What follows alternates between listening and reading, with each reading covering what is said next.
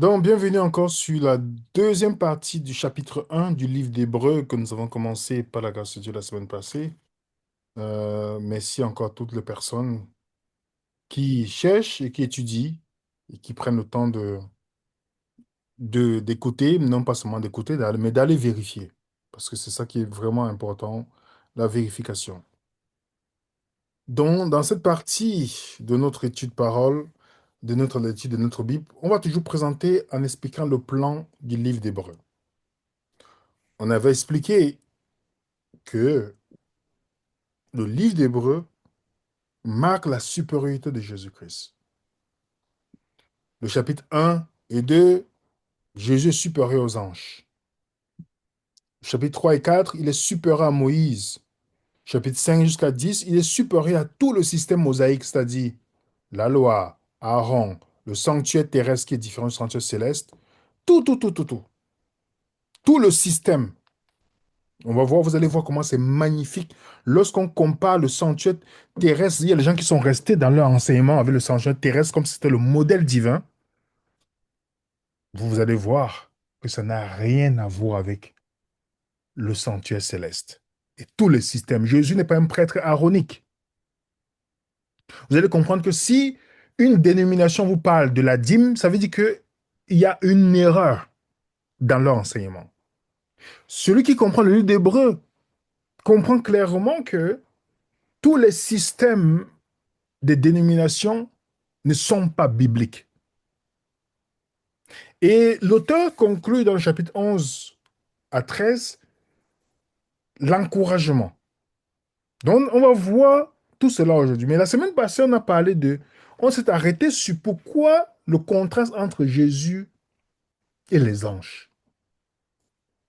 Après avoir démontré que Jésus est le dernier prophète, à plusieurs manières, à plusieurs reprises, Dieu a parlé à nos pères, à nos ancêtres, parlant de les Hébreux, parce qu'il s'adresse aux Hébreux. Il ne s'adresse pas à toi qui es en Guadeloupe, là. Il s'adresse aux Hébreux. C'est pourquoi on dit l'épître aux Hébreux. Donc, ces gens avaient une connaissance de base. Il y a encore des gens qui doivent rentrer dans le Zoom. Ces gens avaient déjà une connaissance de base de l'économie juive. Donc, il ne faut pas oublier ça. L'auteur s'adresse aux gens qui connaissaient le système juif. Vous n'allez pas voir la même démarche dans d'autres livres. Pourquoi il fait le contraste avec les prophètes? Parce que les prophètes étaient juste une miniature de ce que le véritable prophète Jésus va venir démontrer. Parce que le prophète, c'est celui qui parle à la place, de la part de Dieu. Jésus est celui qui incarne cette profession. Donc, si quelqu'un vient vous dire aujourd'hui, nous avons une prophétesse ou un prophète, la personne vous ment. Parce que Hébreu dit, à la fin des temps, Dieu ne parle pas à son fils. Jésus n'a pas prédit qu'il y a un prophète qui va venir après lui. Il a prédit les faux prophètes. Jésus a dit, c'est le Saint-Esprit qui va venir vous conduire. Il n'a pas dit qu'il y a un prophète qui va venir. Mais combien de dénominations ont des prophètes en leur sein en disant, nous suivons. Vous n'êtes plus dans le vrai christianisme. Vous allez voir que ces prophètes présentent un autre Jésus. On va voir, on va développer ça. Et une fois qu'il a terminé avec les prophètes, il nous montre que Jésus est supérieur aux anges. Les anges. Est-ce que vous savez que les anges, il y avait un culte des anges qui se faisait dans la tradition juive? On va lire Colossiens, chapitre. Tu vas m'aider, Mylène, s'il te plaît. Oui, bien sûr, ça marche. Alors, Colossiens 2,18, ne vous laissez pas condamner par ces gens qui prennent plaisir à s'humilier et à s'adonner à un culte des anges. Ils se livrent à leur vision, ils s'enflent d'orgueil sans raison, poussés par leurs pensées toutes humaines. Donc, même dans certaines croyances, il y avait des gens qui pensaient il fallait rendre un culte aux anges. Parce que dans la tradition juive, l'ancienne alliance qui a été donnée par les anges. Alors, beaucoup ont commencé à rendre des cultes aux anges. On va lire Acte 7, verset 53. Qui ont reçu la loi par la direction des anges et ne l'ont pas gardée. Nous avons vu que la loi dont on parle ici, Parce qu'il faut toujours comprendre que quand on, vous voyez le mot loi parlant du peuple juif, c'est les 613 lois incluant les 10 paroles de l'Alliance. Les 10 paroles de l'Alliance ne sont pas la loi morale. Il n'y a jamais cette expression dans la vision juive. Ça a été inventé de toutes pièces par les dénominations, mais les juifs vous demandent, un juif va jamais te dire que voilà, la loi morale, la loi cérémonielle. Quand il dit la loi, c'est la loi, en fait. C'est les 613 lois. Et dans la tradition juive, c'est connu que c'est les anges, c'est par l'intermédiaire des anges que ces lois sont venues. On a Deutéronome 32, verset 2. L'Éternel est venu du Sinaï et s'est levé sur eux depuis Séhir. Il a resplendi de la montagne de Paran et il est venu avec des myriades de saints. De sa droite est sortie pour eux une loi de feu. Amen. On peut lire encore Galates 3, 19. À quoi sert donc la loi? Elle a été ajoutée à cause des transgressions jusqu'à ce que vienne la descendance à qui la promesse a été faite. Et elle a été promulguée par les anges par l'intermédiaire d'un médiateur. Je vous pose la question. Parfois, quand nous lisons la Bible rapidement, qu'est-ce qui pose comme question aussi? À quoi sert donc la La loi? loi. Elle a été ajoutée à cause des transgressions. Est-ce que ça veut dire que la loi était avant? Non. Voilà. Il y a des gens qui vont vous dire, non, les lois, les 10 commandements, même si ça n'existe pas, vous allez voir qu'à force de répéter le mensonge, ça reste dans l'esprit des gens. Il y a des gens qui vont dire, les 10 commandements. Ces 10 commandements n'existent pas dans la Bible. On dit les 10 paroles de l'Alliance. Ça a été, incluant les 613, ça a été ajouté à cause de quoi? Des Les transgressions. transgressions. Ça n'a jamais été une loi, une des lois éternelles. Et ça a été promulgué par les anges, par l'intermédiaire d'un médiateur. Hébreux 2, verset 2. Car si la parole prononcée par les anges a été ferme, et si toute transgression et toute désobéissance ont reçu une juste rétribution. Je vais vous donner, la semaine passée, Sandra a remarqué quelque chose. Quelle est l'image que vous voyez devant vous? L'arche de l'Alliance portée par les Lévites sacrificateurs, Les Lévites et sacrificateurs. Qu'est-ce que vous remarquez qui est au-dessus? des anges. Ah, ok. Est-ce que vous comprenez pourquoi, dans le trône de Dieu, dans le sanctuaire céleste, il n'y a pas les chérubins? Parce que les gens tendent à vous dire que non. Ils lisent Apocalypse chapitre 11. Oui, j'ai vu l'âge dans le ciel. Déjà, comme je dis, quand on sort un texte de son contexte, ça devient un prétexte. On a déjà traité ce sujet. Mais est-ce que vous voyez que lorsque vous entrez dans le sanctuaire, vous avez l'âge, vous avez sur le rideau du sanctuaire, qu'est-ce qu'on avait dressé? Les anges. Mhm. Les anges sont présents. Vous savez pourquoi? Il y a des gens qui ne savent pas pourquoi. Ils vont vous dire non, la loi de Dieu, le trône de Dieu. Dieu ne réside pas dans le sanctuaire. C'est écrit dans la Bible. Dieu ne reste pas dans un endroit où fait de la main d'homme. Alors, posez-vous la question. Pourquoi on a tant de représentations des anges? C'est pourquoi vous allez voir que Paul met en garde de ne pas faire le culte des anges. Parce que la loi a été donnée par l'intermédiaire de qui? Des anges. Des anges. De là, on dit quelle loi? L'ancienne alliance, parce qu'il faut préciser. Toutes les lois de l'ancienne alliance, incluant les 10. Et ce n'est pas des lois universelles. C'était des lois données à Israël, biblique.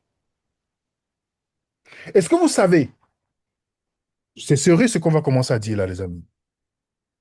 Est-ce que vous savez que même le système sacrificiel n'était pas la volonté de Dieu? Mhm. Certainement pas. Parce qu'il y a des gens qui vont vous dire que oui, Dieu avait voulu.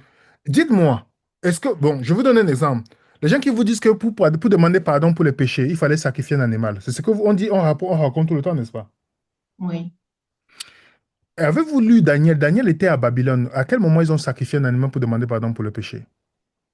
Ils ne pouvaient pas. Esther, comme ils étaient en captivité, dans les péchés étaient, c'est des péchés alors. Il y a des gens qui ne poussent même pas la réflexion. Je vais vous donner un autre passage. On aura le temps de revenir traiter ce sujet. Hébreux 10, versets 5 à 10. Alors, c'est pourquoi Christ, entrant dans le monde, dit, tu n'as voulu ni sacrifice ni offrande, mais tu m'as formé un corps. Tu n'as agréé ni holocauste ni sacrifice pour le péché. Alors j'ai dit, voici, je viens dans le rouleau du livre. Il est question de moi pour faire, ô Dieu, ta volonté. Après avoir dit d'abord, tu n'as voulu et tu n'as agréé ni sacrifice, ni offrande, ni holocauste, ni sacrifice pour le péché, ce qu'on offre selon la loi. Il dit ensuite, voici, je viens pour faire ta volonté. Il abolit ainsi la première chose pour établir la seconde. C'est en vertu de cette volonté que nous sommes sanctifiés par l'offrande du corps de Jésus-Christ une fois pour toutes. Mes amis, écoutez bien ce qui est noté. Est-ce que Dieu avait voulu les sacrifices et les holocaustes? Non, Qu'est-ce qu'il avait voulu? que ce soit Jésus. Exactement. Qu'est-ce qu'on vit? Tu as lu tout à l'heure, il abolit la première chose pour établir la seconde. Mm. Et oui, Donc, tout le système que vous voyez là n'était pas la volonté première de Dieu. C'est répété dans la Bible, hein. C'est le psaume, l'auteur cite le psaume 40, hein. Tu ne désires ni de sacrifice ni d'offrande. Dieu n'a jamais voulu, hein. Parce que, vous savez pourquoi? Hébreux 10, verset 4. car il est impossible que le sang des taureaux et des boucs ôte les péchés. Alors pourquoi il le faisait alors? Mm. En attendant Jésus. Mais attends, est-ce que Dieu avait voulu qu'on fasse ça tout le temps? Ben non, pas du tout. On va encore lire. Donc, ces paroles qui ont été transmises par l'intermédiaire des anges. L'auteur relate quelque chose qui est connu dans la communauté juive. Même l'historien Flavius Joseph dit dans son livre, tu veux lire pour nous, ma soeur? Quant à nous, nous avons appris de Dieu par des anges ou des ambassadeurs la plus excellente de nos doctrines et la partie la plus sainte de notre loi. Donc, même, ça, c'est un historien qui n'est pas un croyant, mais un historien juif. Que la loi, ils ont appris ça des anges. Parce que l'ange, comme j'ai dit, si on étudie le ministère des anges, vous allez comprendre que l'ange a aussi une autorité dans la Bible. Disons Exode 23. Voici, j'envoie un ange devant toi pour te protéger en chemin et pour te faire arriver au lieu que j'ai préparé. Tiens-toi sur tes gardes en sa présence et écoute sa voix. Ne lui résiste point, parce qu'il ne pardonnera pas vos péchés, car mon nom est en lui. Mais si tu écoutes sa voix et si tu fais tout ce que je te dirai, je serai l'ennemi de tes ennemis et l'adversaire de tes adversaires. Mais l'ange ne peut pas pardonner ce qu'ils font. Ah là là. Eh, dites-moi, les amis, parce que les gens voient les anges comme un robot de l'IA et de l'intelligence artificielle. Est-ce que vous savez que dans un pays, il y a le pouvoir exécutif, législatif et judiciaire? Mhm, oui. Alors, quand le pouvoir exécutif prend une décision, ou le pouvoir judiciaire prend une décision, est-ce que le président peut changer ça? Mhm.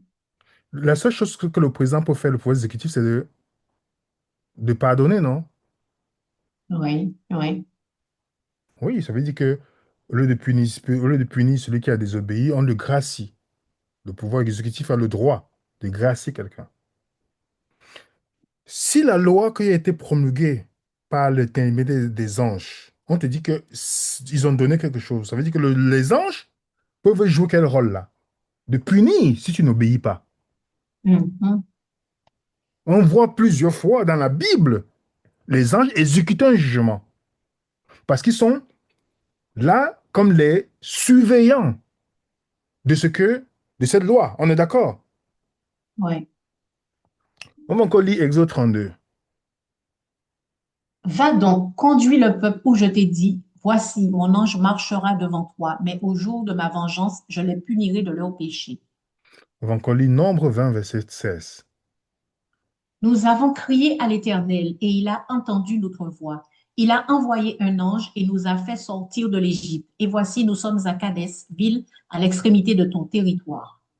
Voilà, on va encore lire. Bon, on a dit, en effet, la parole a été transmise à nos ancêtres par les anges. Maintenant, regardez bien quelque chose qui est Oui, très intéressant. Je vais vous lire un passage que vous avez sûrement, moi aussi j'ai lu ce passage, mais je suis oui, passé à côté des détails. Et je ne sais pas si vous allez faire aussi cette expérience en lisant ce passage qui est devant vous. Et j'ai compris que les détails font la différence dans l'étude biblique. oui. On va lire d'abord Mhm. le premier verset, ma sœur. On va aller Alors, verset par verset. ok, donc Galates 4, 1. Or, aussi longtemps que l'héritier est enfant, je dis qu'il ne diffère en rien d'un esclave, quoiqu'il soit le maître de tout. Et, OK. Qu'est-ce que l'auteur nous dit ici? De ce que tu as compris, parce que tu es française, tu peux expliquer à tous nos amis qui écoutent. Le premier verset, ouais, qu'est-ce qu'on comprend dedans? ben, l'héritier est enfant, eh ben, il n'en doit rien, quoi. Il Il est n'y a comme pas un de, esclave. il n'y a pas de différence entre l'héritier lorsqu'il est enfant avec un esclave. On est d'accord? Voilà. Ce qui est en jaune là, qu'est-ce qu'on voit? Il est soumis à des tuteurs et à des administrateurs jusqu'au moment fixé par son père. Voilà, ça dit que l'héritier et l'esclave, il n'y a pas de différence. Donc cet enfant-là est soumis, on est d'accord? Hmm. À qui? À des tuteurs, à des Avec tuteur. administrateurs, jusqu'au moment fixé par son père, donc jusqu'à ce qu'il va atteindre la maturité. Ouais. Est-ce qu'on est clair pour l'instant? Oui. Maintenant, le verset 3, ma sœur. Nous aussi, de la même manière, lorsque nous étions enfants, nous étions sous l'esclavage des rudiments du monde. Comment? Maintenant, il dit nous. On était esclaves, n'est-ce pas? Mhm. Mais remarquez bien, les esclaves sont soumis à qui? Qui les dirige? Les tuteurs et Les les tuteurs, administrateurs. ouais. On est d'accord? Ça veut dire que lorsqu'il dit nous, nous sommes esclaves, ça veut dire que on était sous la direction de quoi? Des tuteurs, des administrateurs. On est d'accord? Ouais. Le verset 4. Mais lorsque les temps ont été accomplis, Dieu a envoyé son Fils né d'une femme née sous la loi. OK? Le temps accompli, c'est-à-dire le temps fixé par le Père. Mhm. L'enfant grandit maintenant. Qu'est-ce qu'on fait? On la lève de son statut d'esclave. C'est pourquoi Jésus vient, il naît sous la loi. Pour faire quoi? Dans le verset 5. Alors, le verset 5, afin qu'il rachetât ceux qui étaient sous la loi, afin que nous reçussions l'adoption. Voilà. Donc, voilà ce que l'action de Jésus fait. Et puis maintenant, il dit, et parce que vous êtes fils, Dieu a envoyé dans nos cœurs l'esprit de son Fils, afin qu'il crie Abba, Père. Ainsi, tu n'es plus esclave, mais fils. Si tu es fils, tu es aussi héritier par la grâce de Dieu. Alors maintenant, qu'est-ce qu'on peut comprendre de ce texte? Que l'ancienne alliance, la loi de l'ancienne alliance, était basée sur quoi? C'était un tuteur et qui étaient les administrateurs de cette loi? Les anges. Maintenant, Jésus est venu nous racheter pour que nous devenions fils. On n'est plus esclaves. Mais quand l'enfant est petit, il ne diffère pas de l'esclave parce il est sous tuteur. Ça, c'est une expression que chez les Romains ou dans le temps grec ancien, les enfants avaient des tuteurs qui les dirigeaient. Ils pouvaient le corriger, le fouetter, faire ceci, tout pour le dresser. Une fois qu'il est mature, maintenant, le rend à ses parents. En fait, il faut comprendre la culture de ce temps-là. Est-ce que c'est clair? Ouais.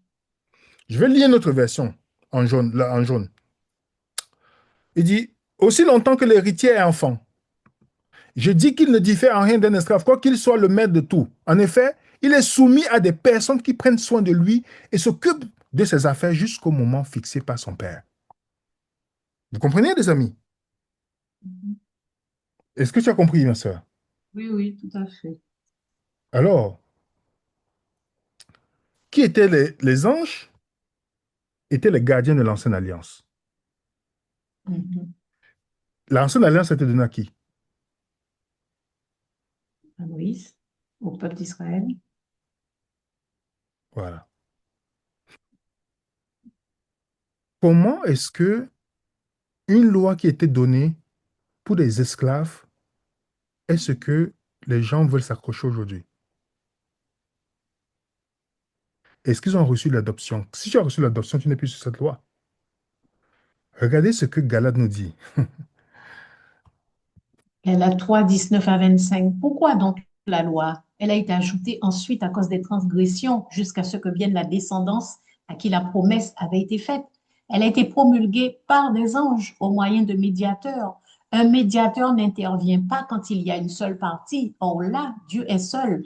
La loi est-elle donc contre les promesses de Dieu? Certainement pas. Si une loi qui puisse procurer la vie avait été donnée, la justice viendrait réellement de la loi. Mais Mhm. l'Écriture a déclaré, tu dis, Non, vas-y, ma soeur, oui. mais l'Écriture a déclaré le monde entier prisonnier du péché afin que ce qui avait été promis soit accordé par la foi en Jésus-Christ à ceux qui croient.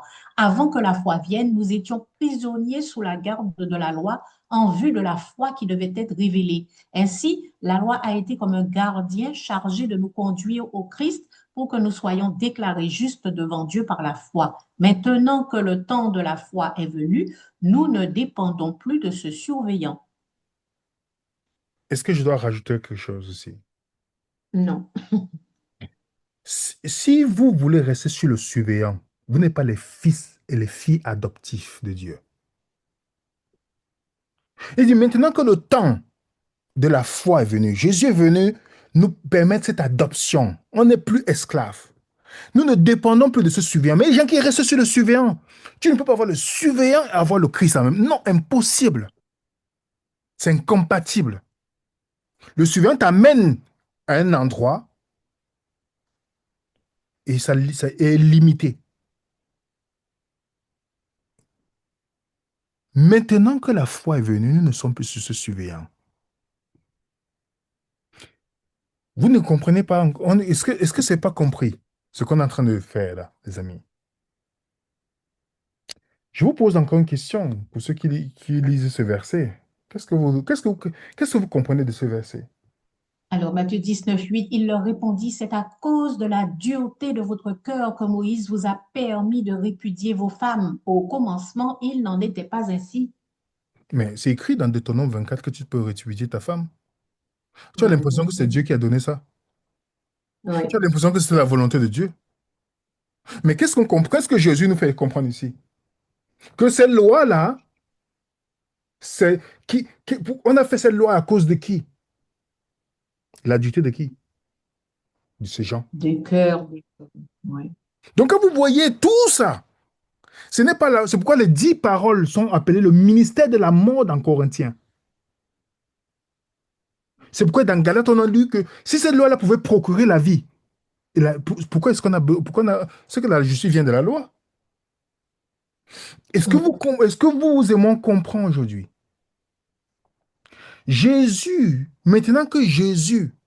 Maintenant que la foi est venue dans Jésus, les Juifs devaient renoncer à la loi et se mettre uniquement sur Jésus. Voilà un peu pourquoi Jésus est supérieur aux anges, parce que le message de l'évangile est donné directement par Jésus. Il n'y a pas Moïse, il n'y a pas les anges, c'est donné directement par Jésus. Et supérieur parce que Jésus permet que toi et moi, nous soyons des fils et des filles de Dieu. Ce qui n'était pas possible quand on est sous l'ancienne alliance, on est esclave. Donc, à une période de la vie des Juifs, ils étaient tous des esclaves. Il n'y a pas de différence avec les fils, parce que quand on est petit, ils étaient sur un tuteur.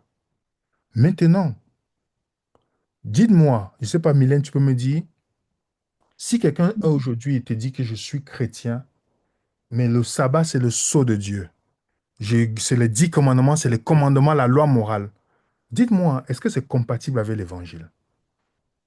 Non, puisque Jésus a donné d'autres commandements. Et c'est pourquoi vous voyez les 1050 lois dans le Nouveau Testament, contrairement à 613 dans l'Ancien, vous ne voyez aucun commandement qui réfère à la lapidation, au sabbat, à toutes les lois, à toutes les lois, que la plupart des lois que vous voyez dans l'Ancienne Alliance. Et l'apôtre Paul, pas l'apôtre Paul, qui est dans Galate, il explique que l'adoption que nous recevons. Et l'auteur d'Hébreu te dit, Jésus est supérieur aux anges. Mais il y a des gens qui veulent rester dans le culte des anges. Parce que si tu t'accroches à l'ancienne alliance, ça veut dire que tu restes dans le culte des anges aussi. Jésus a porté quelque chose de supérieur. Pourquoi retournes-tu à ce qui est inférieur? C'est pourquoi il a fait supérieur aux anges. Dans le verset 5 d'Hébreu, il continue Car, sa démarche. ouais. Car auquel des anges Dieu a-t-il jamais dit, tu es mon fils, je t'ai engendré aujourd'hui, et encore je serai pour lui un père, et il sera pour moi un fils. Voici encore notre verset qui est mal compris par la plupart de croyants. Il y a des gens qui prennent ce verset pour dire que Jésus est une créature. Parce qu'ils voient, tu es mon fils, je t'ai engendré aujourd'hui. Je vais vous faciliter la tâche par la grâce de Dieu, que lorsque vous voyez un passage dans le Nouveau Testament qui vous rend dans l'ambiguïté, allez regarder le texte original, là où l'auteur a cité ce verset. Étudiez cela, vous allez comprendre. Le mot, la phrase que l'auteur présente là, il n'écrit pas ça. Il le prend dans le Psaume chapitre 2. Je t'ai engendré aujourd'hui. Tu es mon fils, je t'ai engendré aujourd'hui. La question que je dois vous poser, est-ce que vous et moi, on a pris le temps d'étudier le Psaume chapitre 2 avant de tirer la conclusion d'Hébreux 1, verset 5? Malheureusement, non. Les gens prennent. La Bible devient comme un morceau de gâteau, on coupe la part qui nous intéresse. Le Psaume chapitre 2, parce qu'il y a aussi lisons, je vais lire encore d'autres avant qu'on vienne dans le Psaume chapitre 2. Acte 13, verset 32 à 33. Nous vous annonçons une bonne nouvelle, la promesse faite à nos pères. Dieu l'a accomplie pour nous, leurs enfants, en ressuscitant Jésus. Comme il est aussi écrit dans le deuxième psaume, tu es mon fils, aujourd'hui je t'ai engendré. Alors, maintenant, Mylène. Oui. L'auteur associe la résurrection au Psaume chapitre 2. Mhm. Oui. Qu'est-ce qui s'est passé à la résurrection? C'est la question qu'on doit se poser. Ah oui, il y a eu la résurrection des morts aussi. Mais, Euh, mais qu'est-ce qui s'est passé à la résurrection pour le Christ? La résurrection, c'est là où Jésus-Christ est couronné de gloire. Il a vaincu hmm, la mort. ok, ouais. Je mets les références, on va revenir là-dessus. Remarquez bien que dans le Psaume chapitre 2, le Psaume chapitre 2 que vous voyez là, Voilà. lisons Pourquoi le ce, verset tu- premier. Vas-y, ma sœur. Pourquoi ce tumulte parmi les nations, ces vaines pensées parmi les peuples? Pourquoi les rois de la terre se soulèvent-ils et les princes se liguent-ils avec eux contre l'Éternel et contre son oint? Le psaume commence par cette question-là. Cette lutte des dirigeants contre loin, c'est-à-dire le Messie. Le Messie, le mot oint fait allusion à la coutume de oindre le roi ou oindre un prêtre. On voit Exode 30, verset 30, Lévitique 8, 12, 1 Samuel 10, verset 1 et 6, je pense, 2 Rois 9, verset 3 à 6. Ça, c'est l'exercice qu'on fait. On oint un roi, on oint un prêtre. Dans le psaume décrit des pécheurs qui s'opposent au gouvernement de Dieu, qui refusent qu'il gouverne et qu'il tentent d'élaborer des plans pour renverser le plan de Dieu, particulièrement ce qui concerne le Messie, le oint. On est d'accord? Mhm. Donc ainsi, le contexte de Somme 2 est celui d'un conflit entre les gouvernements du monde et l'autorité de loin de Dieu, c'est-à-dire le Messie. Le verset 3. Brisons leurs liens, délivrons-nous de leurs chaînes. Celui qui siège dans les cieux rit, le Seigneur se moque d'eux. Parce que le complot ne va pas prospérer. OK? Dans le verset 5 à 6. Puis il leur parle dans sa colère, il les épouvante dans sa fureur. C'est moi qui ai oint mon roi sur Sion, ma montagne sainte. Voilà. Ici, le verset définit le contexte d'un couronnement royal. Et c'est pourquoi vous allez voir dans le verset 7, justement, à quel moment il décide de le couronner. Le psaume 2, verset 7. Je publierai le décret. L'Éternel m'a dit, tu es mon fils, je t'ai engendré aujourd'hui. Alors, maintenant, je vous pose la question. Ouin veut dire quoi en hébreu? Meshéa. Mhm. On dit Christ en français, on est d'accord? Ouin. Oui. Alors, on a engendré, le ouin qui a engendré, est-ce que c'est, je ne sais pas comment l'exprimer. Qui est-ce qui a engendré ici? Le ouin ou Jésus? Je ne sais pas comment le formuler. Dans le texte, si on nous parle de qui, qu'est-ce qui est engendré dans ce texte? Le fils. Non, non, il dit, tu es mon fils, je t'ai engendré aujourd'hui. Mais qui est engendré? Celui qu'on a où, n'est-ce pas? Ah oui, oui. Mhm. Le somme ici parle de la messianité du Christ. En soi, une métaphore pour expliquer qu'à un moment donné, Dieu a décidé de oindre le Christ pour accomplir la mission du Messie. On est d'accord? Mhm. De Jésus, oindre Jésus pour accomplir la mission. Donc, il a engendré dans sa messianité ici. Jésus n'est pas né Messie. On est d'accord? Non. Il est devenu le Messie pour accomplir une tâche pour l'humanité. On est d'accord? Amen. Donc, c'est pourquoi il dit, je t'engendre aujourd'hui. C'est pas qu'il a créé. Les gens lisent ce passage en attribuant, en disant, ah, on a créé Jésus. Non, ils ne comprennent pas que dans le contexte, un texte hors de son contexte est un prétexte. Jésus a engendré dans sa messianité pour accomplir une tâche. Oui. Voilà ça que les gens doivent comprendre. Si tu sors ça du Somme chapitre 2, on n'a rien compris. Je vais donner un auteur.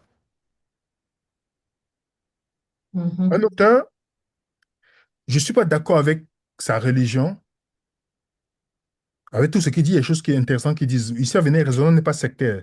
Si tu dis une chose qui est en accord avec la Bible, je te cite ici. On n'est pas sectaire. Il dit, Ty Gibson,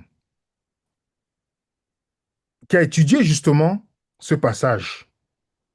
Mhm. Le nouveau roi n'est pas né le jour de son installation. Le roi nouvellement installé préexistait à cet engendrement dans la royauté. Suggérer que cet engendrement est littéral signifierait que le roi ne pouvait pas exister avant ce jour. Et donc, le roi serait un nouveau-né installé dans ses fonctions pour agir immédiatement pour soumettre les nations rebelles.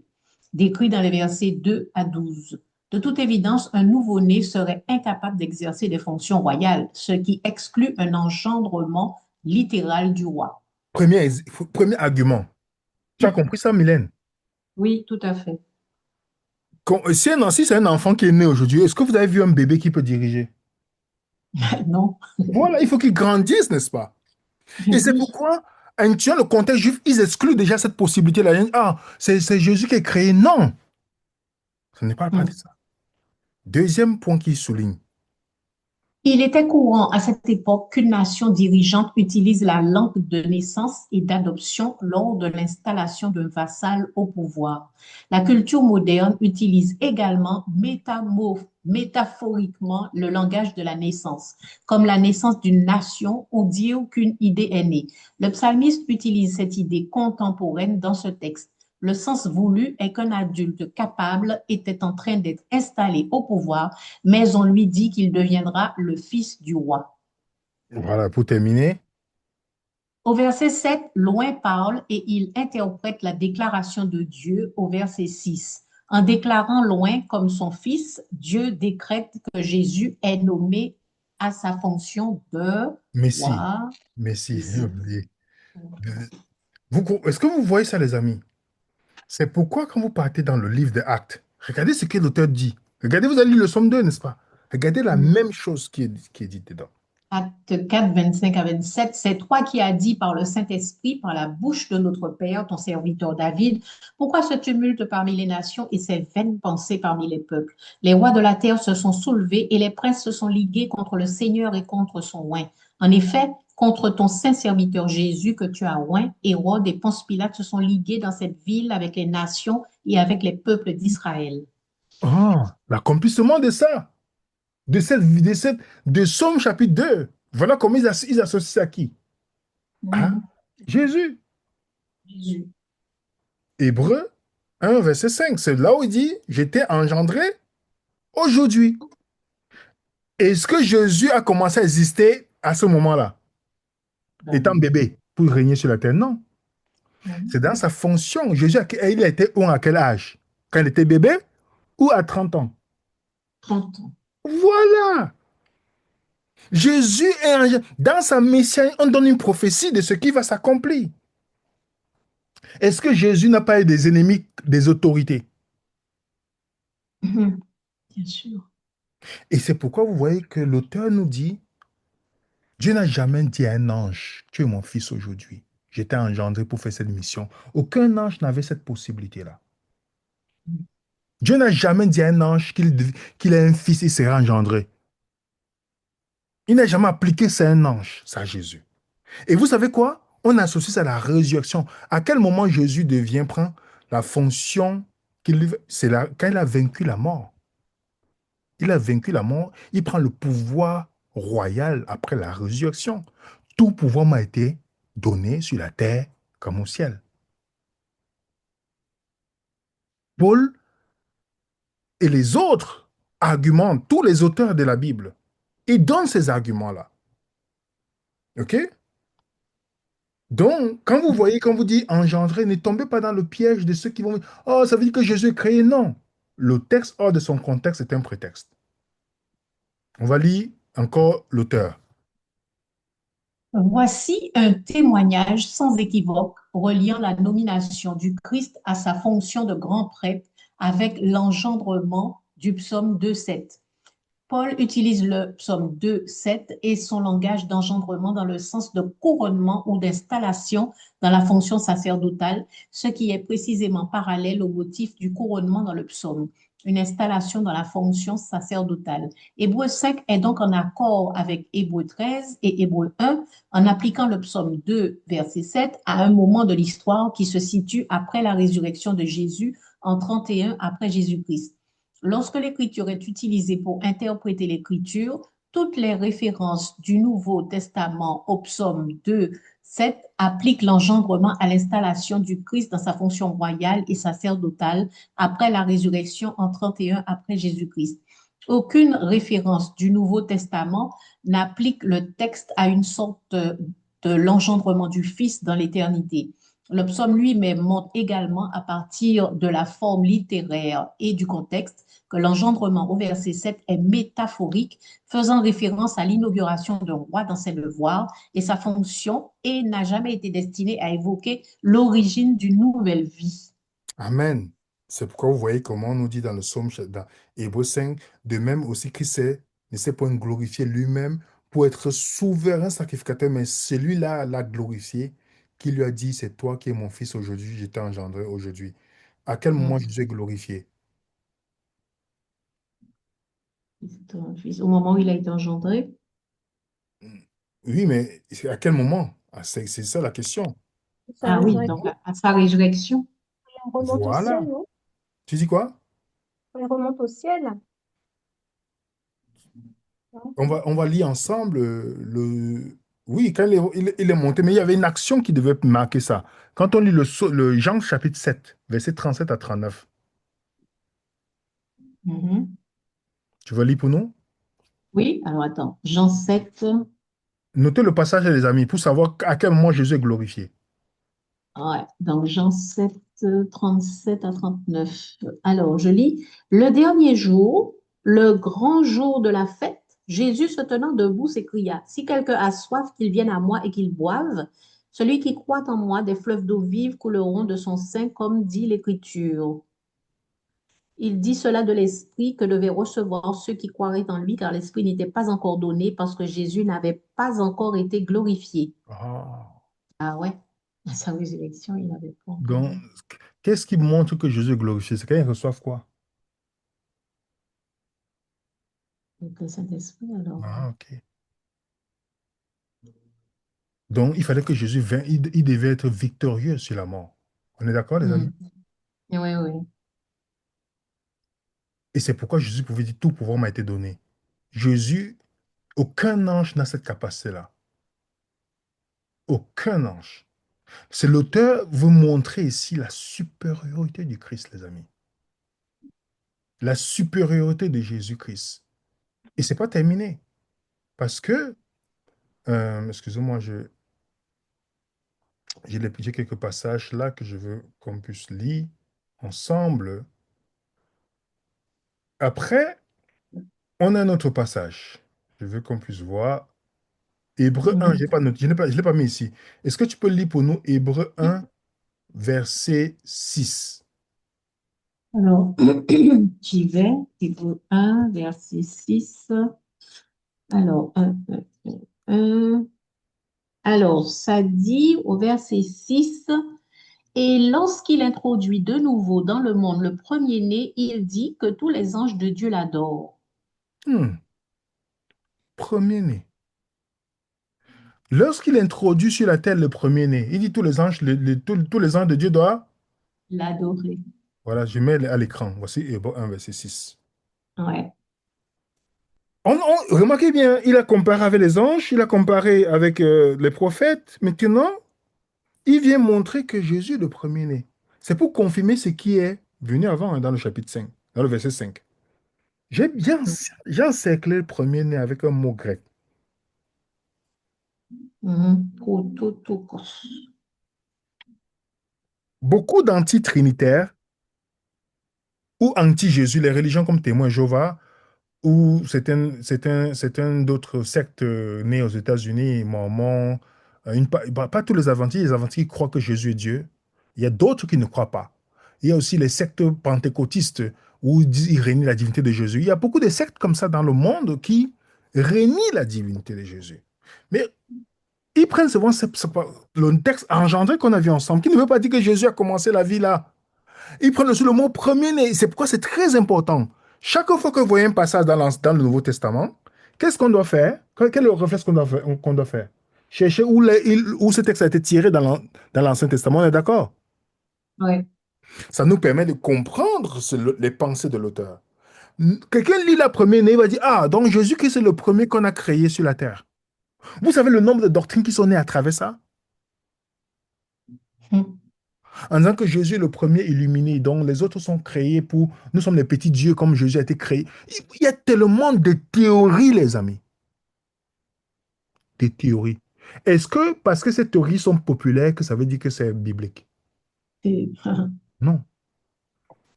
Prototokos. On a encore ce passage dans Colossiens 1, verset 15. Il est l'image du Dieu invisible, le premier-né de toute la création. Voilà. Maintenant, Bon, on retrouve ça dans Hébreux 2, verset 23. On dit l'assemblée des premiers-nés, inscrits dans les cieux, prototokos. On a aussi ça dans le chapitre 1, verset 5, le premier-né des morts. Ça, ce n'est pas ce qui nous intéresse. Allons dans l'Ancien Testament, vous allez voir le premier-né est prononcé la première fois. Deutéronome 21, 15 à 17. Si un homme qui a deux femmes aime l'une et n'aime pas l'autre, et s'il en a des fils dont le premier-né soit de la femme qu'il n'aime pas, il ne pourra point, quand il partagera son bien entre ses fils, reconnaître comme premier-né le fils de celle qu'il aime, à la place du fils de celle qu'il n'aime pas, et qui est le premier-né. Mais il reconnaîtra pour premier-né le fils de celle qu'il n'aime pas, et lui donnera sur son bien une portion double, car ce fils est les prémices de sa vigueur, le droit d'aînesse lui appartient.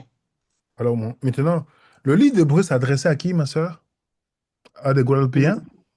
aux Hébreux. Alors, eux, ils connaissent quand Paul dit il est le premier-né. Eux, ils ne pensent pas comme vous et moi. Mhm. Ils ne pensent pas que Jésus est le premier créé. Ils connaissent de quoi il s'agit. Dans Deutéronome 21, quand on dit, où on voit là, on nous dit qu'il y a deux femmes. On est d'accord? Un homme a deux femmes. Une Ouais. qui l'aime, l'autre qui n'aime pas. À qui on donne le premier-né alors?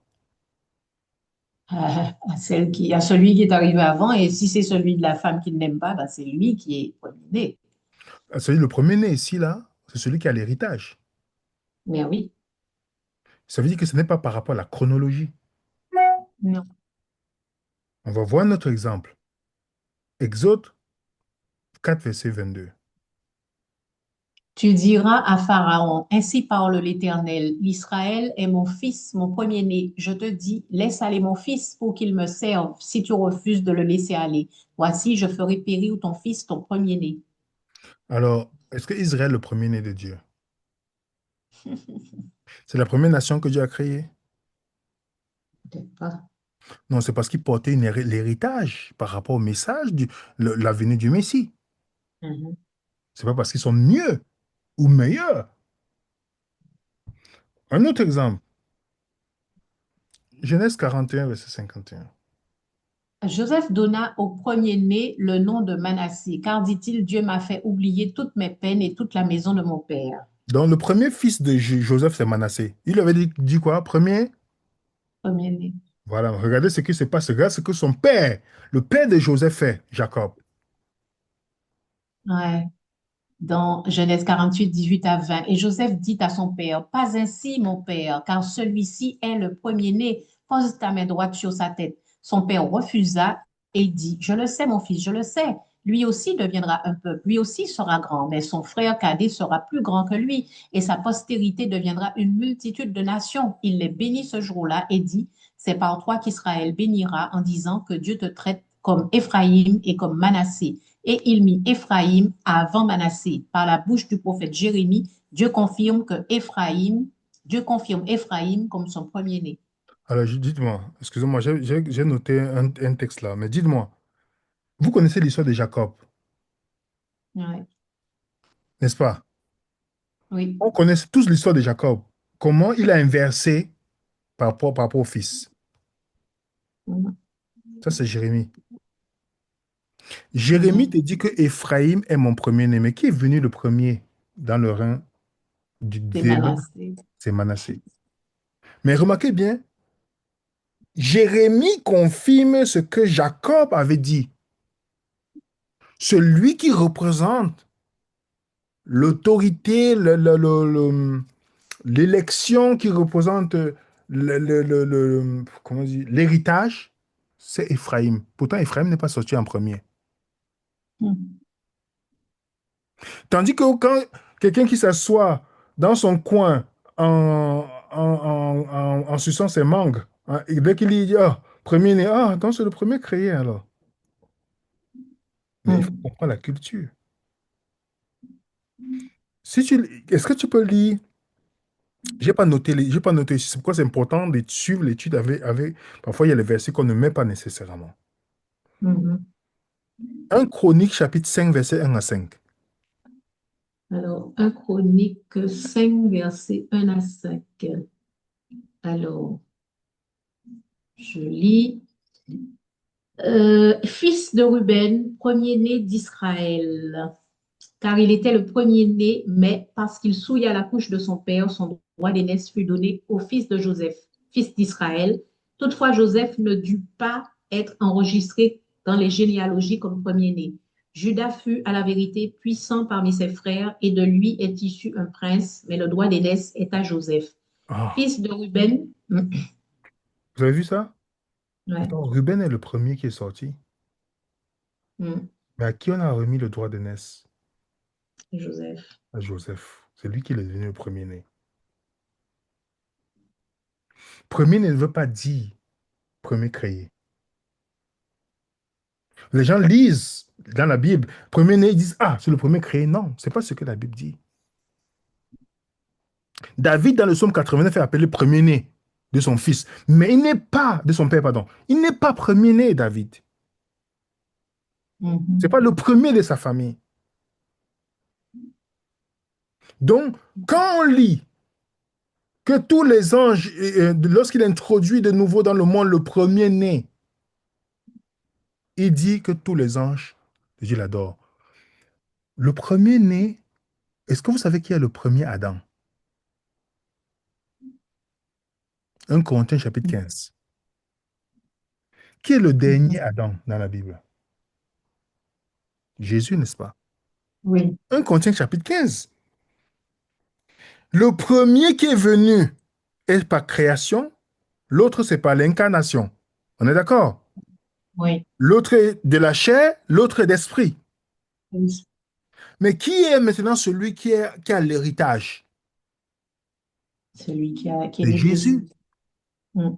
Et c'est pas Jésus maintenant que vous et moi, on doit être liés et non d'Adam. C'est pourquoi dans 1 Mhm. Corinthiens 15, il dit de même qu'ils ont porté l'image d'Adam, du premier, ils doivent porter l'image du dernier Adam. Mhm. Donc, l'héritage qu'on avait perdu, le dernier Adam a récupéré en mourant sur la croix. Et maintenant, il peut nous le donner en tant que grand frère. Mm.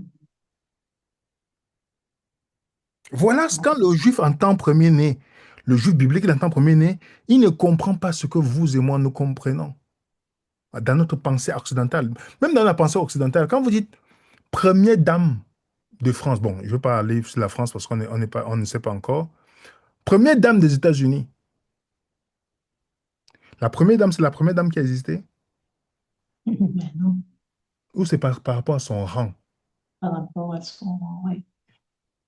Lorsque vous dites Brigitte Macron, c'est la première dame de France. Donc, même si elle a 60, je sais pas, 70 ans ou c'est 80 ans, mais il y a des femmes qui sont plus âgées qu'elle.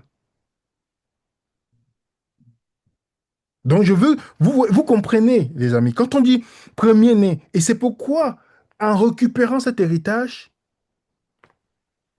pour vous et moi, pas pour garder, mais pour nous restituer. Et la Bible dit bien que tous les anges de Dieu l'adorent. On ne dit pas certains anges, tous les anges. Les anges adorent. Cette citation vient d'où? Quand je lis que tous les anges de Dieu l'adorent, je dois chercher où cette citation sort. Mhm. Psaume 97, verset 7. C'est là où l'auteur sort ça.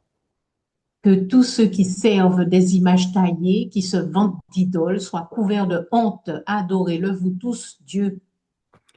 Tous des dieux, voilà. On a Hébreu, il nous dit que tous les anges de Dieu l'adorent. Et puis, il nous explique quel est le rôle des anges. Hébreux 1,7. De plus, il dit des anges, celui qui fait de ses anges des vents et de ses serviteurs une flamme de feu. Les anges, c'est des créatures. C'est des créatures. On a aussi le psaume 101, verset 104, verset 4. Qui fait de ses anges des esprits, de ses ministres une flamme de feu. Vous voyez comment? Où on voit les textes qui sont tirés de l'Ancien Testament. Colossiens 1, verset 1 à 6, 1 à 16. 16 à 17, 16 et 17. Car 16, c'est 18, par lui, justement. car c'est par lui que tout a été créé, ce qui est dans les cieux et ce qui est sur la terre, les choses visibles et les choses invisibles, trône, souveraineté, principauté, autorité. Tout a été créé par lui et pour lui. Il est avant toute chose et toute chose subsiste en lui. Donc, dans les Hébreux, l'auteur cite le psaume 4 pour souligner la soumission des anges. Ils sont comme le vent et le feu, les éléments de la création divine. Ils sont entièrement soumis à la volonté de Dieu. C'est pourquoi ils adorent Jésus. Jésus n'est pas un ange. Si on vous dit que Jésus est l'ange, on a fait une étude pour démontrer que Jésus n'est pas l'ange Michael. Ça, c'est encore une hérésie qui est née de l'arianisme. Si vous voyez qu'une démonstration dit Jésus, c'est l'archange Michael, sachez que c'est l'héritage de l'arianisme qui niait la divinité de Jésus-Christ. Et vous allez voir qu'au sein de cette dénomination, il y a un problème sur la divinité de Jésus-Christ. Parce que c'est l'héritage de l'arianisme. Vous connaissez l'Église qui a porté l'arianisme dans l'histoire du christianisme aux États-Unis, c'est ce qu'on appelle Christian Connection. Tapez, notez sur vous. Christian, comme chrétien en anglais, vous mettez connection. Vous regardez que la plupart des gens qui sont sortis de cette religion ont créé des religions qui niaient la divinité de Jésus-Christ. Vous tapez votre dénomination à côté. Si vous êtes baptiste, vous mettez Christian Connection, vous mettez baptiste. Si vous êtes adventiste, vous mettez Christian Connection Adventiste. Vous allez voir que si on parle de vos pionniers ou des gens qui ont créé votre redénomination, si on les associe à là, sachez que c'est l'héritage. C'est pourquoi vous, chez vous, vous croyez que Jésus est créé. Ça vient de cet héritage-là. Parce qu'ils ont infiltré et impacté le mouvement du christianisme pour nier la divinité de Jésus-Christ à cette période-là. Les Mormons sont nés, toutes les religions qui sont nées aux États-Unis là, ont été impactées par Christian Connection. Pour celui qui connaît l'histoire du christianisme. Vous tapez sur Google, vous mettez le nom de votre dénomination ou de vos pionniers, vous voici, il y a une association. Vous allez voir. Vous serez surpris. On va continuer, ma sœur. Hébreux 1, 8 et 9. Mais il a dit au Fils, ton trône, ô Dieu, est éternel. Le sceptre de ton règne est un sceptre d'équité. Tu as aimé la justice et tu as haï l'iniquité. C'est pourquoi, ô Dieu, ton Dieu t'a oint d'une huile de joie au-dessus de tes égaux. Jamais cette phrase ne peut être prononcée pour les anges. L'auteur ne fait que citer l'Ancien Testament. Il est en train de montrer à des Juifs qu'en fait, ce passage-là, c'est à Jésus, en fait. Regardez là où l'auteur puise ce verset, dans le psaume 45. Tu vas lire pour nous, ma Ton, soeur. ton trône, ô Dieu, est éternel. Le sceptre de ton royaume est un sceptre de justice. Tu aimes la justice et tu hais l'iniquité. C'est pourquoi Dieu, ton Dieu, t'a oint d'une huile de joie plus qu'aucun de tes compagnons. Le but principal de cette citation qui est citée par l'auteur d'Hébreux, c'est de mettre en évidence le contraste entre la divinité et la souveraineté éternelle du Fils et la servitude des anges. Vous voyez ça? Vous comprenez, les amis? Le Mhm. règne de Jésus-Christ est supposé régner éternellement. Mhm. Luc 1, 33, il régnera éternellement sur la maison de Jacob et son règne n'aura point de fin. Oui, le royaume de Christ est éternel. C'est pourquoi l'alliance que Jésus donne, la nouvelle alliance, dont le sabbat n'est pas dedans, je précise parce que c'est une vérité biblique que tu ne peux pas changer, peu importe ce que tu veux. La nouvelle alliance est éternelle. Si tu refuses l'alliance éternelle que Dieu apporte, tu tombes dans l'ancienne alliance, alors tu n'es pas considéré comme fils et fille de Dieu.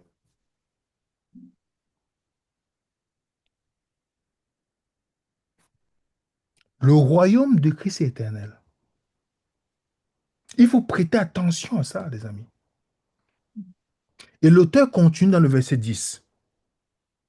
Et encore, toi, Seigneur, tu as au commencement fondé la terre, et les cieux sont l'ouvrage de tes mains. Ils périront, mais tu subsistes. Ils vieilliront tous comme un vêtement. Tu les rouleras comme un manteau, et ils seront changés. Mais toi, tu restes le même, et tes années ne finiront point. Il fait encore le même contraste, les amis. Toi, Seigneur, tu as au commencement fondé la terre, les cieux. Il s'adresse à qui ici? Il parle de Jésus, n'est-ce pas? Oui. Alors, vous pensez que l'auteur est fou? Regardez ce qu'il dit. Dans Hébreu, dans Somme 10, verset 102, le Somme Comme 102. 102, 25 à 27. Tu as fondé la terre dès l'origine, et les cieux sont l'œuvre de tes mains. Ils périront, mais tu subsisteras. Oui, ils vieilliront tous comme un vêtement, tu les changeras comme un manteau, et ils seront changés, mais tu es le même, et tes années n'auront point de fin. Il attribue à Jésus. Il évoque la permanence et l'immuabilité du Messie. Et je vous rappelle que tous ces passages traitent de la supériorité de Jésus sur les anges. Donc, la démonstration ici que les Juifs qui avaient une adoration des anges, qui voyaient, certains qui font le culte des anges, qui voyaient les anges parce que les anges ont transmis l'ancienne alliance, ils ont vénéré l'ancienne alliance, au point d'oublier même. Il montre comment Jésus est supérieur. Il montre le rôle des anges dans la création, qui sont des créatures. Tu as fondé la terre et les cieux. Et les cieux sont l'œuvre de ta main. Il rappelle ici le contexte de Genèse. Au commencement, Dieu créa les cieux et la terre. Jésus crée. Oui, les amis. Et dans le verset qui suivait, le même somme qui cite, il se dit, ils vieilliront tous comme un vêtement, en parlant de ce que ses ennemis seront. Et ses ennemis changent tout ça, ils vont périr, mais Dieu ne change pas. Qui reste, ces jours, ces années ne prennent pas fin. Jésus est, est-ce qu'il a, est-ce que sa vie est déterminée par le temps? Non, pas du tout. Les anges sont des créatures. Et regardez quelque chose de très intéressant. Et Tes années ne encore, finiront pas. Tu dis quoi? non, j'allais lire. Vas-y, allons, cela. Et encore, toi, Seigneur, tu as au commencement fondé la terre et les cieux sont l'ouvrage de tes mains. Ils périront, mais tu subsistes. Ils vieilliront tous comme un vêtement. Tu les rouleras comme un manteau et ils seront changés. Mais toi, tu restes le même et tes années ne finiront point. Ça, c'est clair. Il affirme que le ciel et la terre périront, mais que le Christ demeure. Est-ce que ça veut dire que Hmm. le ciel et la terre vont périr physiquement?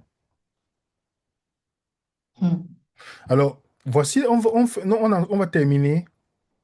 On a encore peut-être 10 minutes. Voici encore notre point que si vous n'avez pas résolu dans votre compréhension de l'évangile, ça va vous poser des tours sur l'interprétation prophétique de beaucoup de religions dans le monde. Est-ce que vous savez qu'il y a au moins 90% de chrétiens qui croient que la terre va être détruite totalement?